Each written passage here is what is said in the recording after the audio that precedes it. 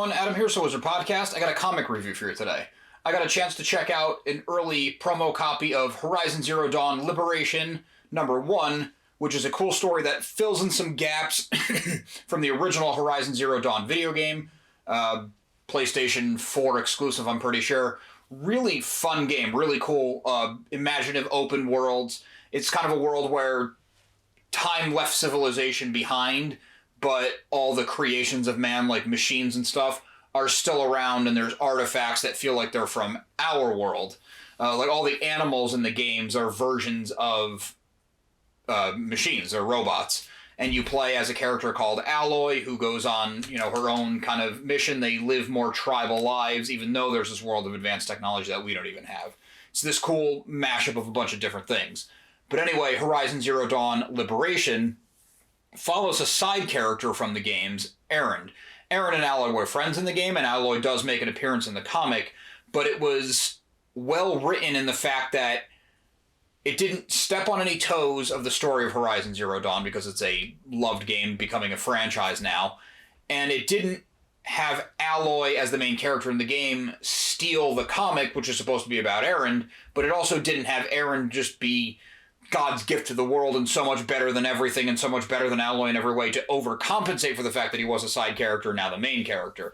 It struck this nice balance where they were both just people doing their thing. They worked together, they went on this cool adventure together, and it feels very much part of the Horizon Zero Dawn world. It's always a little bit risky in my eyes to take something that's so loved in one format and bring it into another format. Are you going to be able to capture that same magic? Are you going to be able to capture what people loved about it? Expanding on it's always great. I mean, obviously, I'm a Star Wars fan. I love every rock and twig having a backstory. So to take a character, Erend, who was pretty cool in the game, and to give him a lot more to do in his own focus was equally as cool.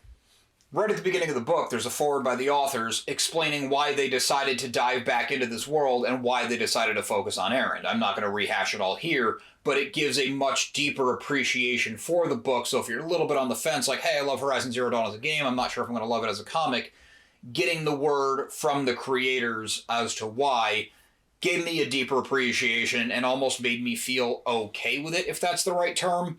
Not that I would be so angry that it existed if it was something that didn't click with me, but just the fact that they took something so loved and went in that new direction that I was just talking about, and they did it with love and not as a cash grab, makes it that much better of a project.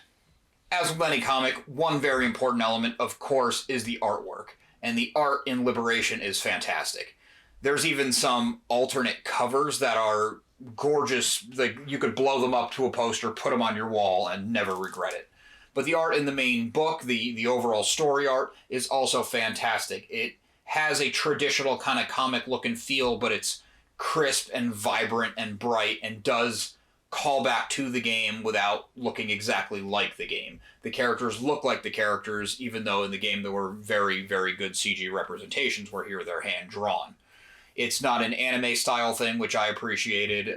Sorry for anime fans, but And one thing that I really appreciated in the coloring side of the artwork is that the light effects are fantastic. It has this warm kind of glow at times with the sunset around fire, and it just...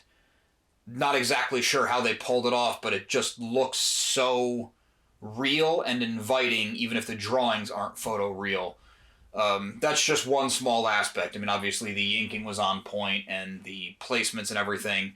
The layouts are a little bit standard. It doesn't really break all the rules, but something doesn't have to break all the rules to stand out as good. They did it within the constraints of a comic book, and it looks great. It never feels limited. It never feels small. It never feels enclosed. It feels like a wide world. They keep the gutters between the panels real small so that you have a full page of color, a full in-your-face representation of the world of Horizon Zero Dawn, and it translates flawlessly. It's weird because the cover art, at least on the promo copy that I got to read, which was digital, I can only imagine how good this looks in print, but the promo art for the cover on the one that I got doesn't really represent the inside of the book. And obviously I know comics, and I know that the cover artist is not always, or maybe not even often, the guy or the team, the group that does the inside of the book, but it almost sold it short. When I got it, the main cover they gave to me, it didn't look bad, but it didn't look nearly as good as the inside of the book.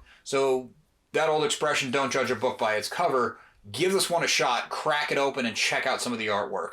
Again, I think I've done this every time on my comic reviews. If you're going to check this book out, I would recommend buying a print copy because, as I said, it looked good on my Kindle. It looked good on my laptop. I can only imagine how good it looks in print for the real thing. I'd kind of like to get my hands on a copy.